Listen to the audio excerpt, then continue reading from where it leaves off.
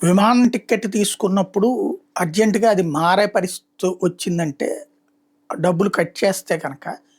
10,000 పెట్టి మనం టికెట్ తీసుకున్నామంటే చివరికి 1000, 1500 మిగులుద్ది. మిగతాయన్నీ టాక్సుల రూపంలోనే ఉంటుంది.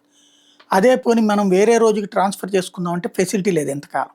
ఇప్పుడు ఒక మంచి ఆలోచన చేస్తున్నారు. విమాన టికెట్లు తీసుకున్న వాళ్ళు 48 గంటల్లోగా దాన్ని రద్దు చేసుకున్నా, కొన్ని మార్పులు చేసుకున్నా, అదనపు రుసుములు లేకుండా విమానయాన సంస్థలు అనుమతించేలా పౌర విమానయాన డైరెక్టరేట్ జనరల్ డీజీసీఏ వెసులుబాటు కల్పించబోతోంది. కొన్ని షరతులకు లోబడి మార్పులను అంగీకరించాలి. టికెట్ సొమ్ము వాపసు నిబంధనలు సడలించింది. మార్చి 26 నుండి అమల్లోకి వస్తాయి. ప్రయాణ తేదీ 7 రోజుల కంటే తక్కువ ఉన్న దేశీయ ప్రయాణాలకు, 15 రోజుల కంటే తక్కువ ఉన్న విదేశీ ప్రయాణాలకు మాత్రం ఇవి వర్తించవు. పేర్లో ఏమైనా తప్పులు దొరికినట్టు ప్రయాణికులు గుర్తించి టికెట్ బుక్ చేసిన 24 గంటలలోపు చెబితే మార్పులకి ఎట్లాంటి ఛార్జీలు వేరు. విమానయాన సంస్థల వెబ్సైట్ నుండి వాటి ఏజెంట్ల పోర్టల్ నుంచి టికెట్లు కొంటే రిఫండ్ ప్రక్రియను 14 నెలల్లో పూర్తి చేయాలని డీజీసీ ఆదేశించింది.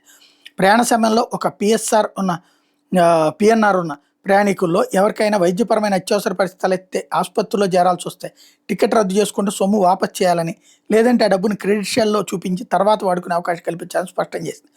ప్రయాణికుడి ఆరోగ్య పరిస్థితిని విమానయాన సంస్థ ఏరోస్పేస్ వైద్య నిపుణుడు ధృవీకరించాక రిఫండ్లు ఇస్తారు. టికెట్ల రిఫండ్ సొమ్ము సకాలంలో రావడం లేదని వస్తున్న ఫిర్యాదుల నేపథ్యంలో ప్రభుత్వం ఈ చర్యలు చేపట్టింది. టికెట్ బుక్ చేసుకున్న తర్వాత 48 గంటల వరకు లుకిన్ ఐచ్ఛికాన్ని ఇవ్వాలని టీజీసీ ఆదేశించింది.